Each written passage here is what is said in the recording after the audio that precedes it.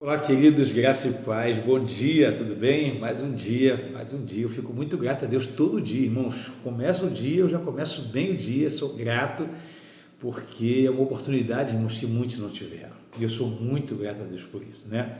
Eu costumo contar, não quero ser muito redundante aqui para você que me assiste sempre, mas o dia, quando começa, ele começa muito poderoso para mim, porque é uma oportunidade, irmãos, que vale mais do que ouro e prata. Eu costumo contar uma historinha que eu ouvi, que fala o seguinte: se alguém chegar para você e falar assim, se você ganhasse 100 mil reais, você ficaria feliz? A pessoa fica. E se fosse 1 milhão? Melhor ainda, 10 milhões, 100 milhões, a pessoa, puxa, 100 milhões, e a pessoa fala, olha, eu te dou 100 milhões, mas você não acorda amanhã. E a pessoa, não quero 100 milhões, eu quero acordar amanhã.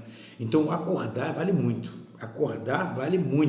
Então agradeça a Deus todo dia, já começa a ser obrigado, chovendo, fazendo sol, dia bonito, dia nublado, agradece mais um dia que o Senhor nos deu, em nome de Cristo Jesus. Amém? A meditação de hoje, irmãos, a gente vai ler na carta que Paulo escreve à igreja de Éfeso, ou Efésios, como queiram chamar. Eu quero participar, dela com você. Eu vou ler 6 versículos, geralmente eu leio um versículo ou 2, mas hoje eu quero ler 6 versículos, porque o inimigo de nossas almas, irmãos, muitas das vezes, ele não quer nem tirar a gente da igreja. O que é a igreja, pastor? Comunhão. A igreja é local de comunhão, ceia é local de comunhão, Então, a comunhão, a koinonia, é o momento onde a igreja se reúne para ter um momento de comunhão.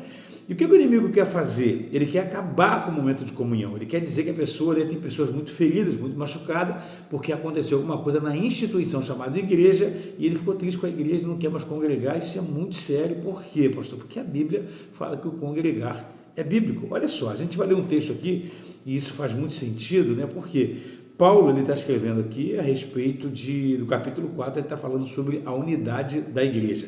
No capítulo 4, do versículo 1 até o versículo 16, ele está tratando sobre a unidade da igreja. O que é unidade? É quando a gente caminha numa mesma direção, irmãos.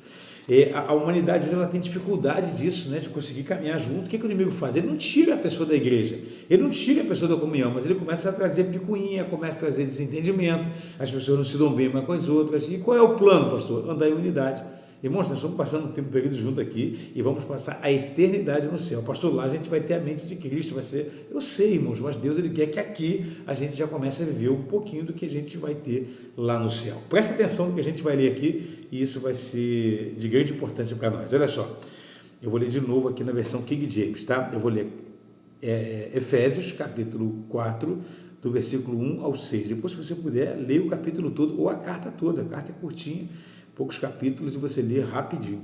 Olha só.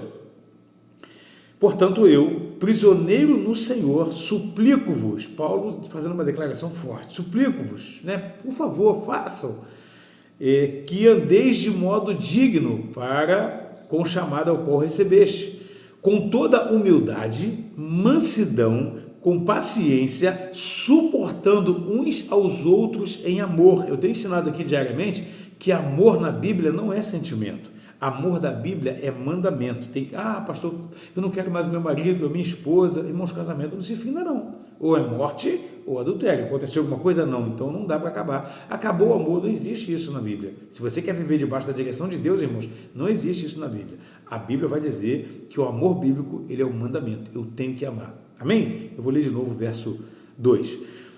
Com toda humildade, mansidão, paciência, suportando-vos uns aos outros em amor. Quando eu falo suportar, é porque o convívio nem sempre vai ser fácil, tá? Isso é fato. O convívio nem sempre vai ser fácil, mas ele fala que nós devemos suportar-vos uns aos outros com amor, procurando cuidadosamente manter a unidade do Espírito no vínculo da paz. Espírito aqui com letra maiúscula, pelo Espírito de Deus, tentar manter pela presença de Deus em nós um convívio, Nem sempre é possível, mas é meu papel ensinar você e é meu papel aplicar isso na minha vida. Quem anda comigo, quem congrega comigo, quem me conhece, sabe que eu tenho muita facilidade, irmãos, de aplicar isso aqui, porque eu não fico guardando mágoa, rancor. Tem situação que a gente prefere até ficar distante, mas eu não guardo mágoa, cumprimento, eu falo bem, não tem problema nenhum, irmãos. Tem gente que fala tanta coisa ao meu respeito e eu não mudo o comportamento com as pessoas, sabe por quê? Porque se eu não aplicar o que está escrito aqui, eu sou hipócrita, eu estou gastando meu tempo dentro da igreja e quando chegar no grande dia,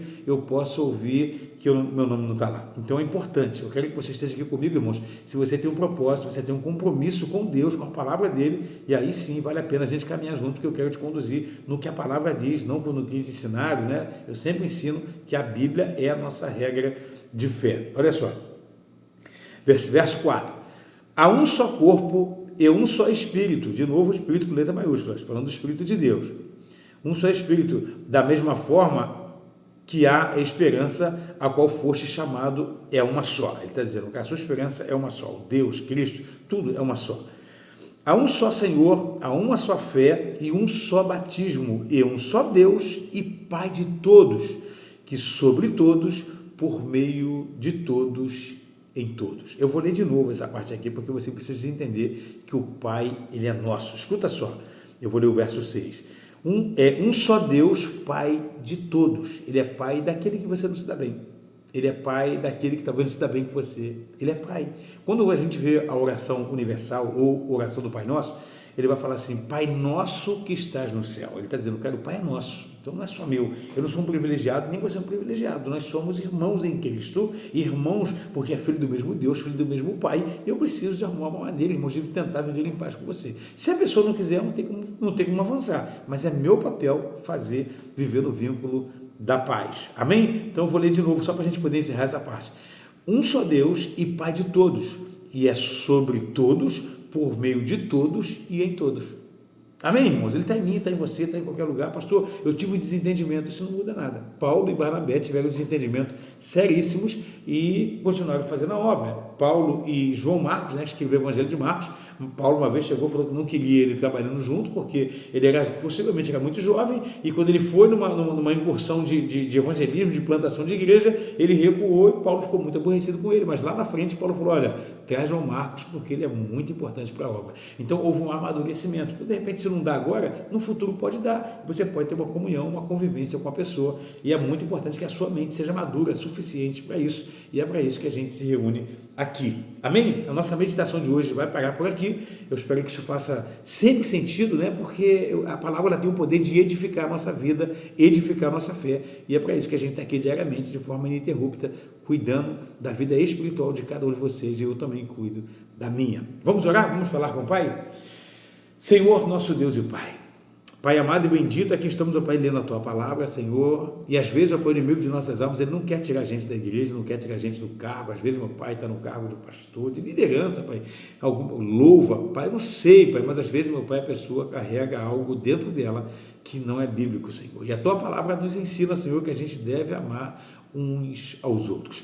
Pai, hoje a gente vê pessoas, ó Pai, dando ensinamento que até massageia o nosso ego, a gente fica até feliz, Senhor, com o que eles falam a respeito, às vezes, do amor, às vezes, meu Pai, que não dá para conviver, realmente tem coisa que não dá, mas eu tenho que, o que direciona a minha vida, Pai, é a Tua palavra, o que direciona a vida desse homem, dessa mulher que está aqui comigo diariamente, é a Tua palavra, é por isso que a gente se reúne aqui, é com essa intenção que a gente se reúne aqui, porque a gente se encontra, Pai, com a intenção, com o propósito, Pai, não é acaso, a gente tem um propósito, a gente tem uma meta, e a nossa meta e o propósito, Pai, é agradar a Ti, Senhor, e para agradar o Senhor, nós queremos viver segundo a Tua palavra e os Seus preceitos, e eu quero, meu Pai, nesse dia, Senhor, declarar, Pai, que se tem pessoas, ó Pai, com dificuldade de liberar perdão, eu profetizo, ó Pai, que ele ou ela vai conseguir liberar perdão, Senhor, Pai, a ausência de perdão, Pai, traz doença, enfermidade, a espiritualidade vai lá embaixo, impede, ó Pai, de sermos salvos, Senhor, porque na oração universal fala, Pai, perdoa as nossas dívidas, assim como nós perdoamos os nossos devedores, perdoa as nossas ofensas, assim como nós perdoamos os nossos ofensores. Então, Pai, se eu não libero perdão,